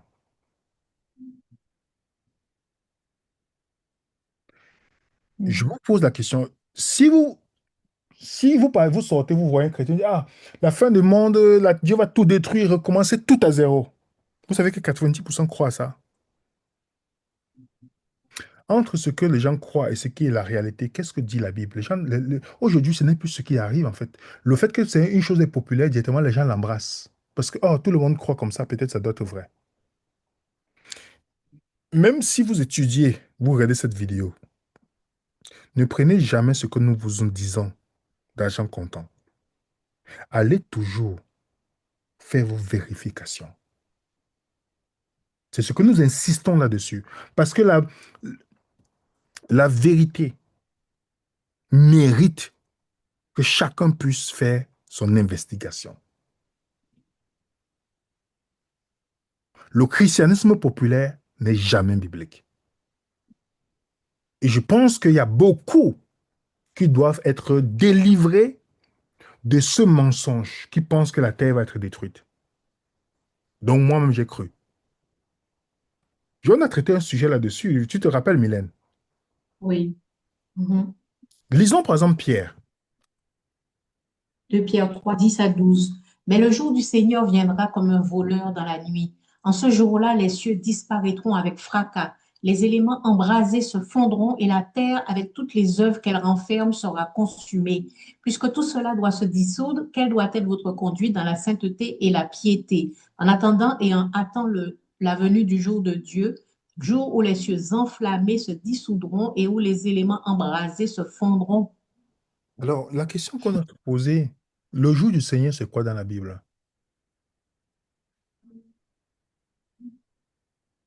Les Juifs, Quand tu parles dans l'Ancien Testament, le jour du Seigneur, c'est le jugement sur qui? Sur le monde ou sur Israël? Mhm. On a traité ce sujet. Le jour du Seigneur, c'est le jugement sur Israël. Et il décrit les éléments qui devaient arriver. Quand Pierre écrit le temple était détruit? Non. Non. Allez, c'est pourquoi c'est très important. On a fait une vidéo là-dessus, avec une explication de nouveau sur une nouvelle terre. Qu'est-ce que ça veut dire bibliquement? Et non ce que on m'a toujours dit. On a vu que l'auteur, quand il dit nouveau sur une nouvelle terre, il y a deux mots pour parler de quelque chose de nouveau. Le mot néo veut dire on recommence à zéro, ou kénos, quelque chose qu'on renouvelle. Quand on dit nouveau sur une nouvelle terre, c'est kénos qui sont utilisés dans la Bible. Ce n'est pas néo, c'est Mm. kénos. Et la Bible a toujours été claire en ce qui concerne la position de la terre. Ecclésiaste 1, verset Mhm. 4. Une génération s'en va et une génération vient et la terre subsiste toujours. Qu'est-ce que ça veut dire? Ça veut dire que dans chaque génération, la terre est toujours là. Ouais. Voilà encore. Dieu avait donné la promesse qu'il ne va jamais détruire la terre. Je ne sais pas si vous avez lu, comme vous lisez l'histoire de Noé, je ne sais pas si vous avez vraiment lu. Il ne va jamais, lisons. Alors, Genèse 8, 21, 22. Le Seigneur respire la bonne odeur du sacrifice et il dit dans son cœur, maintenant je ne maudirai plus le sol à cause des humains. C'est vrai, leur cœur désire faire le mal dès leur jeunesse, mais je ne détruirai plus tout ce qui est vivant comme je viens de le faire. Tant que la terre subsistera, les semailles et la moisson, le froid et la chaleur, l'été et l'hiver, le jour et la nuit ne cesseront point. Ok, je ne sais pas si l'hiver est passé. Bon, je pense que nous tous on vit maintenant en été, sûrement. Mais qu'est-ce que Dieu dit ici? Tant que la terre subsistera, les semailles, la moisson, le froid, la chaleur, l'été, le jour, la nuit, le jour et la nuit ne cesseront. Bon, on est d'accord? Mhm. On va lire le psaume 148, verset 8. Louez-le, cieux des cieux, et ô qui est au-dessus des cieux, qu'il loue le nom de l'Éternel, car il a commandé et ils ont été créés. Il les a établis pour toujours. Il a fait un décret qui ne passera point. Quel décret? C'est le Genèse chapitre 8 dont il parle ici, hein. Mm. Psaume 78, verset 69. Et il a établi son sanctuaire comme les hauteurs, comme la terre qu'il a établie pour toujours. Ah, ok. Donc, vous voyez que... Non, on va revenir là-dessus. Est-ce que vous comprenez, pour ceux qui veulent savoir, parce que je vous dis, il y a les doctrines que nous prenons pour acquis, parce que c'est populaire. Regardez cette vidéo. Je vous suggère, on a aussi traité ça dans le livre d'Apocalypse qu'on a fait. Je sais que ce n'est pas des sujets populaires. Je sais. Je sais que on a peur parfois de connaître quelque chose et que c'est pas populaire. Je sais. Je suis bien conscient. Mais à la fin, un petit mensonge reste le mensonge. Pour tuer le rat qui vient manger à la maison, il suffit de 99% de nos bonnes nourritures, 1% de poison. Et ça va l'achever. Donc nous devons étudier les choses, pas parce que c'est populaire, ou accepter les choses pas parce que c'est populaire, mais parce que c'est biblique. L'auteur est clair dans la Bible par rapport à la terre. Moi, je ne savais pas où j'ai fait la vidéo avec les preuves devant vous. On va continuer pour terminer Hébreux, chapitre 1. Et, et auquel des anges a-t-il jamais dit, assieds-toi à ma droite jusqu'à ce que je fasse de tes ennemis ton marchepied? Ne sont-ils pas tous des esprits au service de Dieu envoyés pour exercer un ministère en faveur de ceux qui doivent hériter du salut? Dieu n'a jamais dit à un ange de s'asseoir à sa droite. Il n'a jamais. Ici, le psaume 101 ici. Dieu n'a jamais dit ça à un ange. Vous voyez comment il dit, auquel des anges, il montre quelque chose de très important ici. Très important. De très important. Les anges sont inférieurs au Christ. L'auteur Et je vais conclure parce que assieds-toi à la droite, c'est un sujet qui est très important que on va développer dans le chapitre 10, je pense, chapitre 7 et jusqu'au chapitre 10. Moi, je lisais ce passage-là, je me dis, assieds-toi à ma droite, assieds-toi à il s'assoit sur sa droite, c'est une chaise à côté de Dieu, c'est quoi exactement? Les amis, c'est très puissant. Donc l'auteur est en train de nous dire que Jésus est le seul qui a reçu cette parole-là, pas les anges. Assieds-toi. Il n'y a personne qui est à côté de... il n'y a personne, même Aaron ne s'est jamais assis à côté même dans le lieu très saint. Il n'y a aucun sacrificateur qui s'est assis là. Aucun. Vous savez pourquoi il n'était jamais assis? Aucune personne qui fait le service dans le sanctuaire terrestre n'était jamais assis. Parce que ce n'était pas le modèle céleste et c'était basé sur un modèle qui était éphémère parce que le péché était toujours présent malgré ces sacrificateurs. Donc, il fallait tout le temps faire le tour. Tandis que Jésus n'a pas besoin. On dit que dans son son sang, une fois pour toutes, il a résolu le problème. Il n'a pas besoin du 144, comme certaines personnes croient. Il a résolu le problème. C'est pourquoi il peut s'asseoir, parce qu'il a résolu par son sacrifice le problème. Le psalmiste ne reprend seulement le psaume 110. Il reprend ce psaume 110 dont Jésus a lui-même cité ça dans Matthieu 26, dans le Marc chapitre 13. Mhm. Les anges ne peuvent jamais. Cette citation-là n'a jamais été attribuée aux anges, attribuée au Christ. Jusqu'à ce que je fasse des ennemis des marchepieds. Qui sont les ennemis du Christ qui devaient être son marchepied? Le judaïsme de l'ancienne alliance, qui était l'ennemi du Christ. Quand vous voyez dans le livre d'Apocalypse, chapitre 3, on dit que la synagogue de Satan, tout le système de l'ancienne alliance a persécuté les croyants, les chrétiens, pour les anéantir. Qui était l'ennemi aussi du Christ? La mort, 1 Corinthiens 15, verset 26. Le dernier ennemi qui sera détruit, c'est la mort. Oui. Qui était l'ennemi du Christ? L'ancienne alliance qu'on appelle le ministère de la mort. 2 Corinthiens chapitre 3, verset 6 à 7. Incluant les 10 paroles qui sont gravées sur les tables de pierre. L'auteur dit bien les 10 paroles gravées sur les tables de pierre. Il dit bien les paroles gravées sur les tables de pierre étaient le ministère de la mort. Jésus, c'était aussi l'ennemi du Christ. Et lorsque l'ancienne alliance fut abolie, la mort également. Puisque l'ancienne alliance était associée aux anges, sa destruction par le Christ signifie que ce dernier était supérieur aux anges. Vous savez ça, les amis? C'est pourquoi il conclut, ne sont-ils pas tous des esprits au service de Dieu, envoyés pour exercer un ministère en faveur de ceux qui doivent hériter le salut? Les anges ne sont pas le point important. L'ancienne alliance n'est pas un point important, c'est le Christ. Il illustre ici clairement la subordination absolue des anges au Rédempteur, au Rédempteur. Jésus est souverain. Ils sont que des serviteurs. Cet argument est utilisé pour appuyer son raisonnement. L'auteur indique, en faisant le contraste de Jésus avec les anges, que l'ancienne alliance était temporelle, tandis que la nouvelle alliance était éternelle. L'ancienne alliance donnée par les anges ou par les anges était temporelle. Vous allez voir que ce qui va intéresser les gens dans notre étude, c'est ça de parler de l'ancienne alliance, parce qu'ils ne sont pas encore entrés dans la nouvelle alliance. Ils vont adorer, parler encore, adorer les anges, ceux qui adorent l'ancienne alliance. Ils vont oublier celui qui a donné directement. Dans l'ancienne alliance, on doit se réjouir. Qu'est-ce que ça veut dire dans l'ancienne alliance? L'ancienne alliance transmise par les anges, ils avaient l'espérance de la vie éternelle et du salut.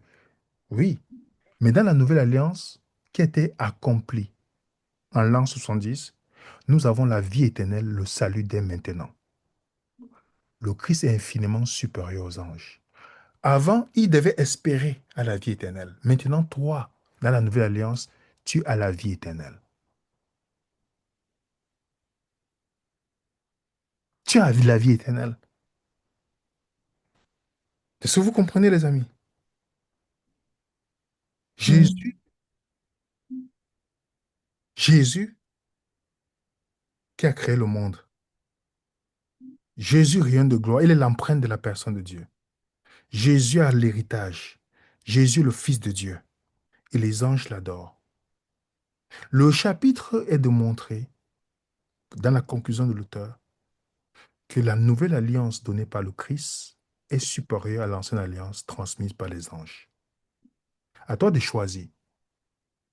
Quel est le sujet de ta préoccupation? C'est la nouvelle alliance et le Christ ou l'ancienne alliance et les anges? Le livre d'Hébreu, c'est le livre qui démontre la supériorité de Christ. Qu'est-ce que tu préfères? Ce qui est supérieur ou ce qui est inférieur? Est-ce que tu veux la révélation des prophètes passés ou tu veux la révélation, la meilleure révélation révélée par la parole de Dieu, qui est Jésus? C'est à toi de choisir. Si tu as un prophète que tu veux suivre, c'est toi le problème, c'est ton problème. Mais celui qui comprend doit suivre c'est la meilleure révélation qui est Jésus. Jésus est meilleur que les anges. Tu préfères les anges et l'ancienne alliance ou Jésus? L'auteur te le demande. Il est en train de dire à son... Est-ce que tu préfères Moïse ou Jésus? Jésus est meilleur que Aaron. Tu préfères Aaron et le service du sanctuaire où il fallait faire le jugement, toutes ces choses-là, où tout ça a été accompli une fois pour toutes. Jésus est assis. Il n'a pas besoin de toutes ces choses. Tu préfères lequel? Le service d'Aaron ou le service de Jésus? C'est même pas le même ordre. Jésus est meilleur souverain sacrificateur. Il apporte une nouvelle alliance avec une nouvelle loi, avec une meilleure loi. La nouvelle alliance est meilleure que l'ancienne, avec les meilleures promesses, avec un temple plus grand, avec un meilleur sacrifice, une meilleure possession et une meilleure patrie. La nouvelle alliance apporte une meilleure résurrection. Quand on dit Jésus est le premier d'entre les morts, il y a des gens qui sont morts, qui sont ressuscités dans la Bible.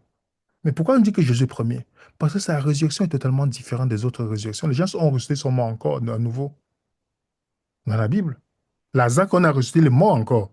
Pourtant, il est mort ressuscité avant. Il est mort avant Jésus-Christ. On l'a ressuscité avant Jésus.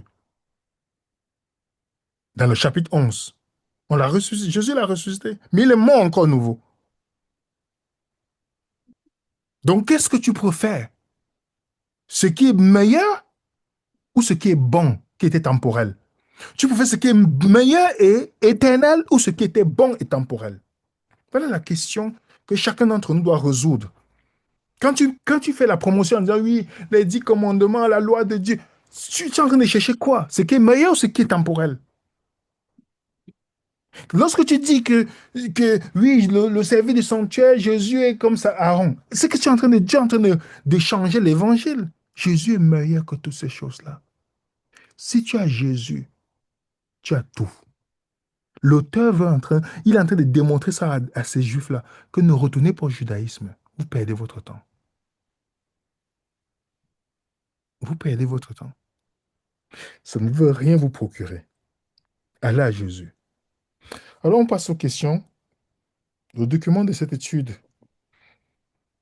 sera mis comme toujours dans le groupe Telegram afin que nos frères et sœurs qui désirent encore approfondir leur étude puissent s'en servir pour la suite. Merci encore de votre attention et à vous l'antenne, les amis. Amen. En tout cas, gloire à Dieu. Et la question nous est tous posée, qu'est-ce que nous choisissons? Est-ce que nous voulons l'ancienne alliance ou celle qui est excellente? Donc, n'hésitez pas à poser vos questions en sujet, en rapport avec le sujet du jour. Et donc, ceux qui veulent lever la main, on sera avec plaisir. Ou ceux qui ne peuvent pas, vous pouvez écrire sur le chat. Maintenant, le chat est ouvert de nouveau. Donc, n'hésitez pas à poser vos questions. Il est déjà 15h22. Alors, pour l'instant, on n'a pas de questions, pas de main levée. Il y a une main. Ah si, Jacqueline. Allez-y, Jacqueline. Je vous demande de réactiver votre son.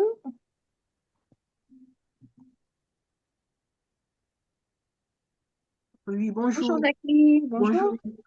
Ma question, c'est sur, si je comprends bien, euh, la mort dont on parle dans 1 Corinthiens 15, dont parle Paul dans 1 Corinthiens 15, verset 55, 55, quand il dit, la mort a été engloutie dans la victoire. Ô mort, où est ta victoire? Ô mort, où est ton aiguillon? Donc, en fait, c'était par rapport à l'ancienne alliance. Moi, je comprenais que c'était sur nous, avec la résurrection de Christ. Enfin, pour nous par rapport à notre résurrection, je pensais que.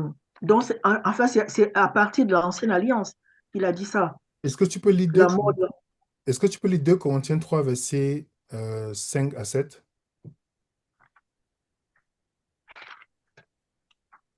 2 Corinthiens 3.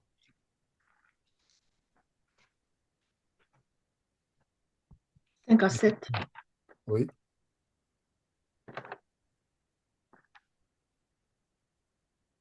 Ce n'est pas à, ce n'est pas à dire que nous soyons par nous-mêmes capables de concevoir quelque chose comme venant de nous-mêmes.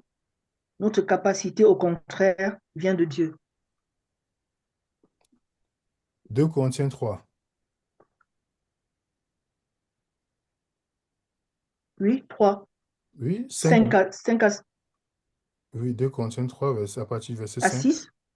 7. Oui, 5 à 7. 5 à 7. Ah, 5, d'accord. 5 à Il 7. nous a, il nous, 2 Il Corinthiens 3, oui, il oui. nous a rendu capables d'être. Bon, Il je vais nous a lire. aussi rendu capables Voilà. d'être ministres d'une nouvelle alliance, OK. non de la lettre, mais de l'esprit, car la lettre tue, mais l'esprit Arrête-toi vivifie. d'avoir l'avanceur. Est-ce qu'on est d'accord que la lettre tue et l'esprit vivifie? Oui, oui, oui. OK, maintenant, dans la nouvelle alliance, n'est pas de la lettre, mais de l'esprit. On est d'accord? Écoutez bien Mhm. attentivement, hein. Oui, oui. Lis maintenant le verset 7.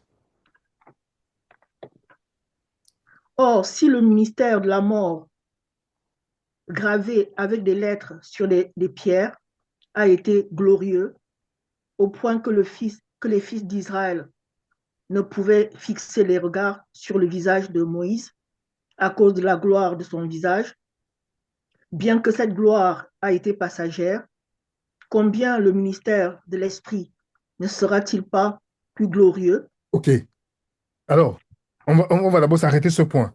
Le ministère de la mort représente quoi? La lettre qui tue, Et qui était tu, gravée sur les tables de de Pierre. Pierre. Ah, ça vous dit quelque chose? Mm, Et on te dit que le ministère de l'Esprit est plus glorieux que le ministère de la mort. mhm, Alors, il y a des gens qui vous disent, les 10 commandements, même si ça n'existe pas, sont sur les tables de Pierre. Mais ils oublient que la Bible considère ça comme le ministère de la mort. Donc, quand on te demande, on te dit d'embrasser ça, ça veut dire qu'on te dit quoi? Tu vas jamais avoir la vie. Montrez-moi toutes les personnes qui disent, garde les 10 commandements. Montrez-moi quelqu'un qui a été joyeux toute sa vie. Montrez-moi une personne. Parce que quand tu embrasses, il dit bien, dans le verset 8 que tu as lu, le verset 8 à 9, on va lire, ma soeur. verset 8. 8 à 9. Combien le ministère de l'Esprit ne sera-t-il pas plus glorieux si le ministère de la condamnation a été glorieux? Le ministère de la justice est de beaucoup supérieur Quel est le mystère de la condamnation ici? en gloire. L'ancienne alliance. C'est quoi? C'est quoi? Qu'est-ce qui est gravé sur la table de pierre ici? Les, les, les C'est que les gens, commandements. c'est que les gens appellent 10 commandements. Les 10 commandements. Même si ce n'est pas 10 commandements, il n'y a pas de commandement dedans. Les 10 paroles de l'Alliance. Mais comment on appelle ça? Ministère de la condamnation, ministère de la mort. Dis-moi, regardez regarde les mots qu'on utilise pour ça. Qu'on a ministère de la mort, ministère. Donc, qui veut avoir ministère de la mort aussi? Vraiment. En tout cas, moi, ça ne m'intéresse pas. Ministère de la condamnation. Mais le ministère de l'esprit est plus glorieux. Donc, les gens laissent ce qui est plus glorieux pour le ministère de la mort et de la condamnation. Et regardez ce qu'il dit dans le verset, du verset 10 à 11.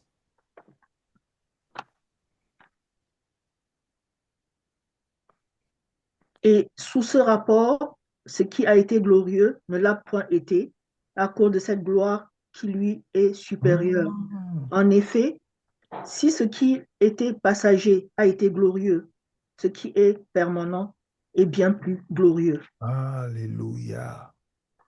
Amen. Alléluia. Qu'est-ce qui est plus le ministère de l'esprit? C'est pourquoi la Bible dit dans Galates chapitre 5 que ceux qui sont dirigés par l'esprit ne sont pas sous la loi. La loi ne les concerne pas. Parce que l'esprit de Dieu te guide vers la bonne place. Il n'a pas Amen. besoin d'un tuteur pour leur montrer quoi faire. Le Saint-Esprit fait le travail encore d'une manière magnifique. Et Amen. regardez, les amis, tu as posé une bonne question. Le ministère, la mort que Jésus vient vaincre, c'est associé à l'ancienne alliance. L'ancienne alliance amène la mort. Tu ne peux pas avoir la vie. C'est pourquoi toutes les personnes qui vous brandissent chaque jour 10 commandements, le dit ceci, on est le sabbat, le sceau de Dieu, tous ces gens, il n'y a personne qui est dans la joie. Personne, je n'ai pas vu jusqu'à aujourd'hui dans ma vie, de mon existence. Pourquoi? Parce qu'il n'y a pas la vie. La vie, si tu as la mort, tu ne peux que produire. Ils produisent que la mort. Ils vont faire du mal à leur prochain. Ils vont nuire. Ce n'est que la mort qui produit la mort. Mais si tu as le ministère du Saint-Esprit, tu vas produire la vie. C'est-à-dire que si je te rencontre toi, que tu es malheureuse, que tu ne vas pas bien, je vais te produire la vie. Lorsqu'on on était tous dans le ministère de la mort, qu'est-ce qu'on posait? On posait la mort autour de nous. Parce que la vie ne vient pas de là. Il y a quelque chose de plus glorieux que Dieu met devant nous. Et c'est ce que nous devons comprendre. La mort, la vie, on peut être vivant, mais on est mort. On peut respirer là, mais on est mort selon la Bible. Quand Adam et Ève ont mangé le fruit, qu'est-ce que Dieu a dit? Vous Ils sont mourrez. morts. Est-ce qu'ils vivaient encore, n'est-ce pas? Mhm. Mais ils étaient morts spirituellement.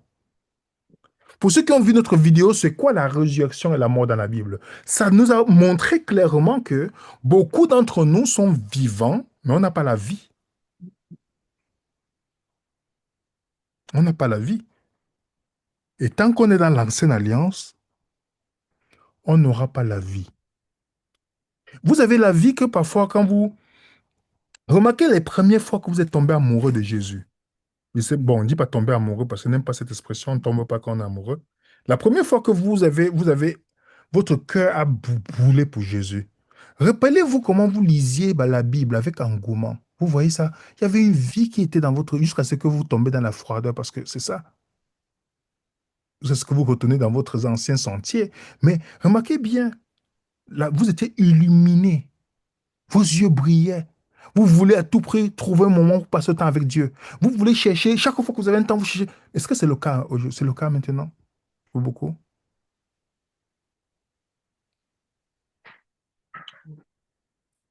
Dieu veut produire la vie dans notre vie. Et c'est seulement quand on embrasse la nouvelle alliance avec l'Esprit, le ministère de l'Esprit, qui peut nous conduire chaque jour vers la vie. Ceux qui veulent s'accrocher sur l'ancienne alliance, c'est pourquoi je vous ai dit à mes amis qui ne comprennent pas d'abord de bien étudier la question de la nouvelle alliance. C'est un business sérieux à à comprendre. Sérieux à comprendre. En tout cas, merci pour la question. Que Dieu puisse nous donner la vie. Merci beaucoup. Amen. Gloire à Dieu en tout cas pour ce beau ministère excellent. et qui est éternel. Alors, William, j'ai pas vu d'autres questions dans le chat. Il n'y a OK. pas eu d'autres mains levées. Je pense que c'était clair, hein. Puis c'est le temps de digérer aussi, hein, parce que on nous a jamais enseigné que cette alliance était excellente, en fait. Oui, prenons le temps d'étudier, de continuer à revisiter, de comprendre. Ouais, Et comme il n'y a pas de questions, on on va. va, on va arrêter. Et puis, s'il y a des questions, peut-être la semaine prochaine, on va Oui, entamer le chapitre 2, donc toujours dans le contexte. Donc, ne vous inquiétez pas, vos questions sont les bienvenues. Hmm? Et Ben oui, tu es à 5h30. il y a quelqu'un qui n'a pas mis, qui a oui, mis Cinq- je le coupe le micro. Donc, en tout cas, merci pour votre temps d'attention. On va prier, c'est ça? Il y a des questions? Il n'y a pas de... C'est bon, n'est-ce pas? Non, ouais, il n'y a pas de, il y a pas de. Ah oui, il y a une question, pardon. Il y a une question de Sophie 972 qui dit, tant que le ciel et la terre subsisteront, ne veut-il pas dire qu'un jour ils ne subsisteront pas? Que la personne a regardé la présentation. Moi, comme je dis, c'est parce que les gens lisent le passage de Jésus. Juste que mes paroles ne passeront pas tant que la terre subsisteront. Mais on sort toujours un texte hors de son contexte. Jésus est en train de montrer comment sa parole dure, mais en fait, il ne veut pas en train de parler que la terre va passer, en fait. Lisez bien le texte qui est lu dans Luc et dans Matthieu. Vous allez voir que ça ne parle pas de la terre qui va passer avant la parole. On a traité le sujet encore disponible sur YouTube. Prenez le temps, même si vous ne croyez ou pas, vous prenez le temps, vous faites l'investigation avec les versets que nous avons donnés. Par la grâce de Dieu, peut-être ça va vous aider. Et s'il y a encore d'autres questions qui persistent, voilà, j'espère qu'un jour, on va reprendre, par la grâce de Dieu, bientôt, notre session de questions-réponses. Et Sophie, vas-y, prends le temps de regarder cette vidéo. Je t'encourage fortement. Et comme ça, si des questions persistent, alors tu es la bienvenue. Eh Donc, bien, oui, c'est pourquoi il dit d'étudier. effectivement. Regardez, par exemple, je vous donne un exemple. Il y a des gens qui, vous savez, ils existent sur Internet pour exister à travers nos vidéos. Ils veulent nous taguer sur leurs vidéos. On leur demande le débat tout le temps, ils fuient. Et l'un des débats qu'on avait demandé, c'était sur la nouvelle alliance. Parce que c'est mal, les gens ne comprennent pas. Ils vont prendre nos vidéos, couper les petites parties pour justifier leurs fausses croyances, tout ça, toutes ces choses, parce que ils n'ont rien. Ils existent à travers nos études. Ils n'ont rien à produire. Sinon, ils vont comment répéter seulement ce que la dénomination donne. Mais on leur donne la possibilité de venir exprimer c'est quoi la nouvelle alliance, pour nous expliquer c'est quoi la nouvelle alliance, qu'est-ce qu'on n'a pas compris, pour qu'ils nous disent que chaque jour, parce que hier, il y a un frère que j'aime beaucoup qui me dit, ah oui, il ne comprend pas que les gens restent encore dans... Même, il dit, William, tu as traité ce sujet depuis longtemps, pourquoi les gens ne peuvent pas faire leur propre investigation sur ce qu'est la nouvelle alliance? Comment quelqu'un peut croire en 2026 que le sceau de Dieu, c'est le sabbat? Comment, si quelqu'un croit encore ça, c'est que vraiment, soit il a vendu son cerveau, soit il manque d'oméga 3 dans son cerveau. Vous comprenez? Parce que tu ne peux pas en 2026 croire à cela. Et je vous pose la question. J'ai discuté avec mon frère Patrick tout à l'heure. Est-ce que vous savez que le nombre de chrétiens qui sont persécutés dans le monde aujourd'hui, vous avez montré-moi un chrétien qui meurt aujourd'hui à cause du sabbat. En, en- en- Au Nigeria, en Syrie, en Iran, tout ça, c'est à cause du sabbat qu'on les tue ou parce qu'ils ont Jésus. Jésus, à cause de Jésus. Montrez-moi les chrétiens dans l'histoire de l'humanité où on a tué à cause du sabbat, à part dans les fables de certaines croyances.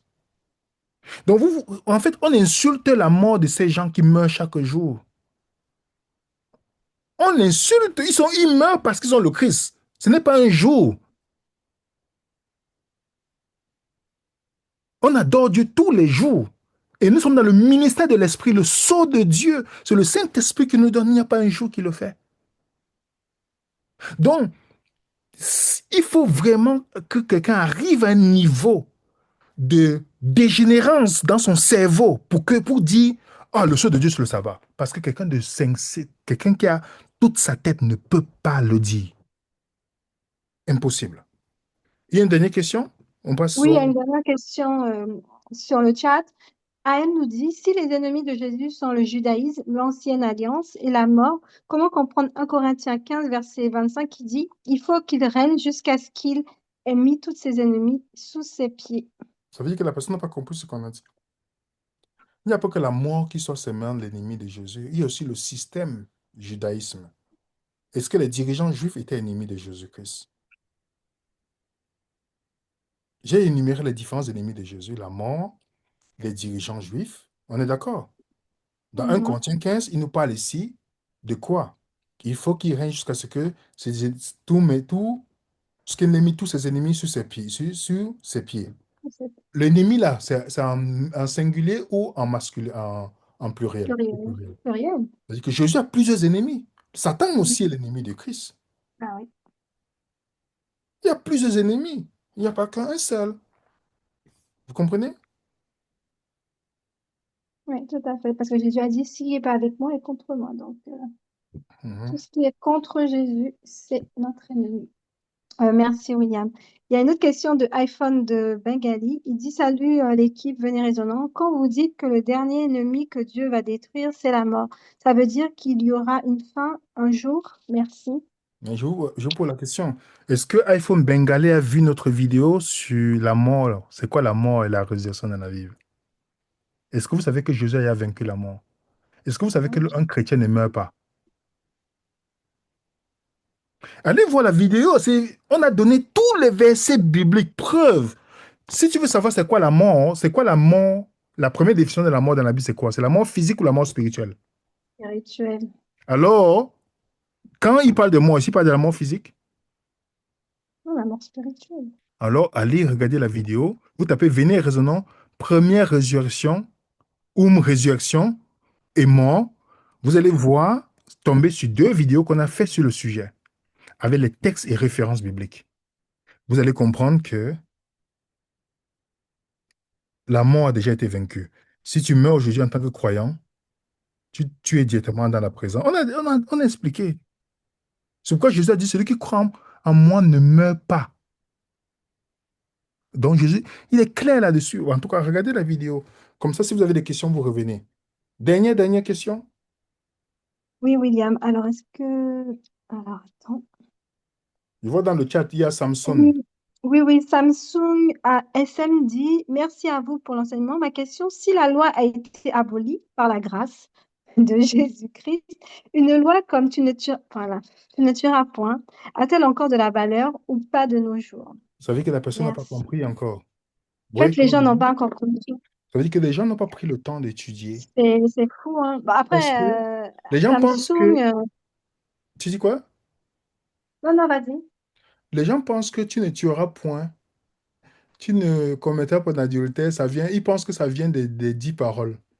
Voilà comment on nous a endoctrinés en disant que la loi, les 10 commandements existent dans le ciel. Ils oublient que ça a été donné au mont Sinaï. Alors, posez-vous la question, les Sumériens, tous les peuples qui ont existé avant les Juifs, quand ils étudient dans les lois, les codes d'Hammurabi, vous connaissez les codes d'Hammurabi, non? Toutes les lois qui ont existé avant, où on dit ne tue pas, ne commets pas d'adultère. Ces gens n'étaient même pas des croyants, ils ne croyaient pas au Dieu d'Israël. Comment est-ce qu'ils ont réussi à avoir ces lois-là, Mm. qui est meilleure encore que les 10 paroles? Allez taper, vous tapez Code d'Hammurabi, vous lisez. C'est ça qui fait à ce qu'on voit que certains chrétiens sont idiots. Pas vous, pas la personne qui a posé la question. Je dis pas pour la personne qui a posé la question. Il dit en général, les chrétiens aiment toujours dire, oh, les 10 commandements, c'est la loi universelle. Mais en fait, c'est faux. Ne dis pas ça devant quelqu'un qui est intelligent. Tu vas insulter son intelligence. Il va dire, mais comment tu peux dire ça pourtant? Il y a les peuples qui avaient déjà des lois plus excellentes. Il y a même quelqu'un qui a écrit un livre. En fait, pour revenir à notre ami Samson, ça comprend que les 10 paroles-là ne sont pas valables pour le croyant aujourd'hui.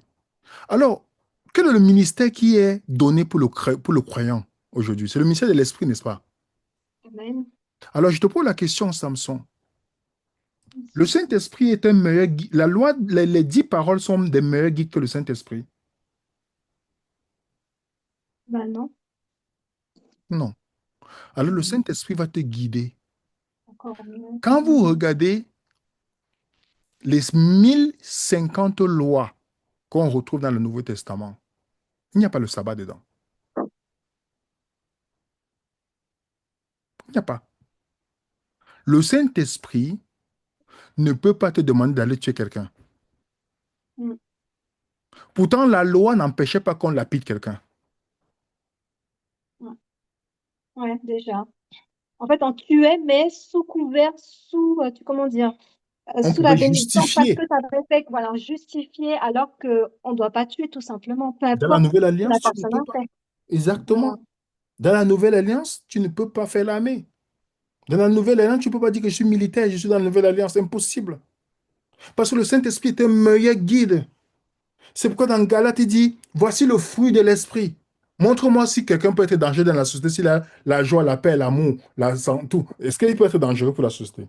Ah non, Dites-moi, si quelqu'un a la joie, la paix, l'amour, toutes ces choses, qu'est-ce que tu peux la demander de bonté. plus? Parce que les gens qui ont les dit, ces 10 paroles-là, mais nuisent à leur prochain, vilipendent, sont des médisants par excellence. Ils partent un jour de sabbat, ils sortent de là, ils ont la haine contre la même personne qui est dans le même bâtiment que eux. Ils ne se saluent pas, mais ils partent. Ils disent qu'ils ont le sabbat, ils sont sauvés. Ils disent qu'ils ont ceci, tout. Mais ils ont la haine les uns les autres.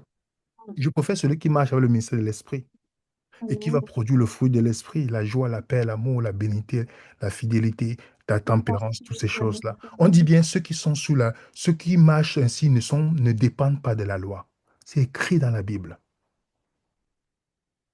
Le ministère de l'esprit est excellent. Je demande à Samson de prendre le temps de regarder la série qu'on a faite sur la Nouvelle Alliance, de prendre le temps de comprendre que de sortir des mensonges répétés. Parce que Jésus a dit, je vous donne un nouveau commandement, de vous aimer les uns les autres. Vous savez que c'est répété plusieurs fois dans la Bible par rapport à Jésus. Pourquoi il n'a pas dit, je vous donne les 10 commandements? Parce que l'amour fait partie du caractère de Dieu. Et le Saint-Esprit qui nous révèle l'amour de Dieu dans notre cœur. Romains 5, verset 5. On ne dépend pas de la lettre qui tue, du ministère de la mort et de la condamnation. Nous dépendons du ministère de l'Esprit. C'est pourquoi le Saint-Esprit est très important pour nous, croyants de la Nouvelle Alliance. Parce que c'est lui, comme Jésus a dit, vous guidera dans toute la vérité. Amen. Merci, William. J'espère que Samsung, de la même manière que le Saint-Esprit nous a convaincus, je sais, il vous convaincra aussi. Bah, écoutez, toute bonne chose a une fin. On n'a peu d'autres questions. Nous vous invitons vraiment à reprendre les vidéos, à faire vos études personnelles et le Saint-Esprit nous guide chacun à titre individuel quand on cherche, on trouve et le Seigneur nous révélera sa vérité. En tout cas, merci encore pour votre écoute. Merci au Saint-Esprit d'être présent. Je vais prier pour mettre fin à ce moment et nous vous disons à la semaine prochaine si Dieu veut. Prions. Tendre Père, Dieu trois fois saint de Tout-Puissant, nous te disons merci.